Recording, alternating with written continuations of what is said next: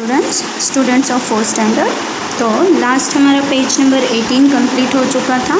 Chapter 2 का हम study आगे कंटिन्यू करते हैं और पेज नंबर 19 में हम हैं। पेज नंबर 19 में स्टार्ट करते हैं। चलिए। Must I side kitty while the shoes stabbed under the table reminding her that she must whether she like it और नॉट। अब यहाँ पे शूज़ जो थे वो किटी के इस तरह से टैप करते थे हर चीज़ों को, यानी पैर उसके खुद ही खुद अपने शूज़ की वजह से उठ जाते थे, चाहे उसे पसंद हो चाहे नहीं पसंद हो। It would be kind but you may do as you choose, replied mama. अब मम्मा ने उससे कहा कि देखो अगर तुम करोगी तो ये तुम्हारे लिए बहुत अच्छा रहेगा, but you may do as you choose, लेकिन तुम वही करो जो तुमको पसंद है। ऐसा किसने कहा? मम्मा ने कहा। Kitty sat very still. Kitty ने क्या किया? किटी सैट वेरी स्टिल, आराम से बैठ गई शांति से। She was deciding whether she would go pleasantly और be whisked away against her will. अब वो सोचने लग गई, मतलब उसने डिसाइड करना शुरू कर दिया कि क्या वो खुद शांति से जाएगी या फिर उसके जूते उसे खुद ही खुद खींच के ले जाएंगे।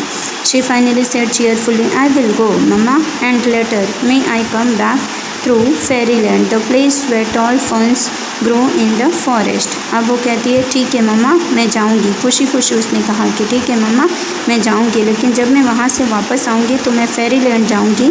फेरीलैंड इसलिए जाएगी क्योंकि वहाँ पे the place where tall ferns यानी कि घासें उगी रहती हैं और खूब हरियाली होती है जंगल में, वहाँ पर उसे जाना था।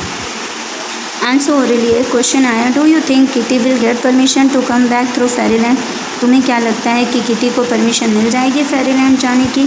Permission was happily granted and Kitty trotted away with a basket in one hand, a bundle in the other hand.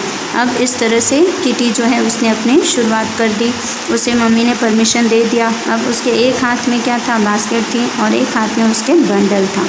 Once she had given the sick baby some clothes, the lame girl books and the old woman money, she felt happy as people always do when they do kind things. अब उसे बहुत अच्छा लगा क्योंकि उसने क्या किया, कुछ गरीब बच्चे थे, सिक यानी बीमार बच्चों को कपड़े बांटे, लेम यानी लगंगड़े गर्ल को बुक्स दिए और ओल्ड वुमेन एक बूढ़ी सी महिला थी उसको कुछ पैसे दिए।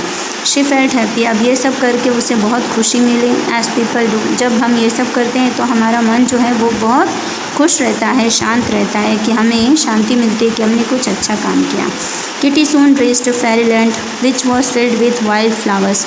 अब किटी ये सब करने के बाद में फेरीलैंड पहुंच गई जहाँ पे बहुत सारे जंगली फूल उगे हुए थे। Kitty wish to rest her aching feet and immediately her feet folded under her and she sat on a cushion of moss. अब इतने में क्या हुआ, किटी फेरीलैंड पहुंच जाने के बाद में उसके जो पैर होते हैं, पैर दुख जाते हैं, तो पैरों को आराम के लिए उसने क्या किया, वहाँ पे थोड़ा सा बैठने की कोशिश की। इतने में खुद ही खुद उसके पैर जो हैं फोल्ड हो गए और मॉस, कुशन ऑफ मॉस यानी कि हरी हरी जो छोटी छोटी घासें थी वो कुशन का काम कर रही थी उस पर। ऐसा लग रहा था जैसे तकिया पे वो बैठ रही है। Then with a third, a large black cricket landed beside her, staring at her curiously. अब इतने में क्या होता है, एक बड़ा सा क्रिकेट यानी टिड्डा हम जिसे बोलते हैं, तो बारिश के दिनों में वो होता है। अब वो बड़ा सा रहता है और काला काला रहता है, वो आकर उसके ऊपर बैठ जाता है उसके सामने और उसे कंटिन्यू देखने लगता है। उसके बाद क्या होता है, चलिए देखते हैं नेक्स्ट। ब्लैक कलर का ग्रास ऊपर आके बैठा रहता है, वो क्या करता है, hello are you related to my cousin grasshopper. तो वो बोलता है, टिड्डा जो क्रिकेट रहता है वो क्या करता है, वो उसको बोलता है कि क्या तुम मेरे कज़िन ग्रासहोपर की कोई रिश्तेदार हो। You took such long lips just like him, crook the cricket ने कहा तुम्हारे जो लिप्स हैं ना वो बड़े बड़े उसी की तरह लग रहे हैं जैसे कि मेरे कज़िन ग्रासहोपर के होते हैं। I am not a grasshopper but I am wearing magic shoes today. तो वो कहती है नहीं मैं कोई ग्रासहोपर नहीं हूँ, बल्कि मैंने ऐसे शूज़ पहने हैं, मैजिक शूज़ जो ग्रासहोपर की तरह दिखते हैं। Answer kitty surprised that she understood what the cricket said. अब वो चौंक गई, सरप्राइजली उसने जवाब तो दिया लेकिन वो सोचने लग गई कि क्रिकेट ने उसे क्या समझ लिया। Oh it's midsummer's day and fairies play pranks today. अब उसको याद आता है कि ओह आज तो मिड समर डे है और इस दिन जो फेरीज होती हैं, परियां जो होती हैं, वो प्रैंक करती हैं यानी मजाक करती हैं। He said the magic will stay till sunset and then the fun will be over.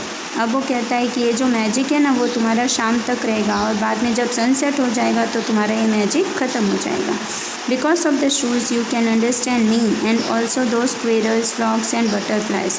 अब वो कहता है कि सिर्फ ये मैजिक शूज़ की वजह से तुम मुझे स्क्विरल्स को, फ्रॉग्स को और बटरफ्लाइज को अच्छी तरह से समझ सकती हो, नहीं तो नहीं समझ पाते। Sure enough Kitty heard all sorts of voices singing and laughing and she understood every word.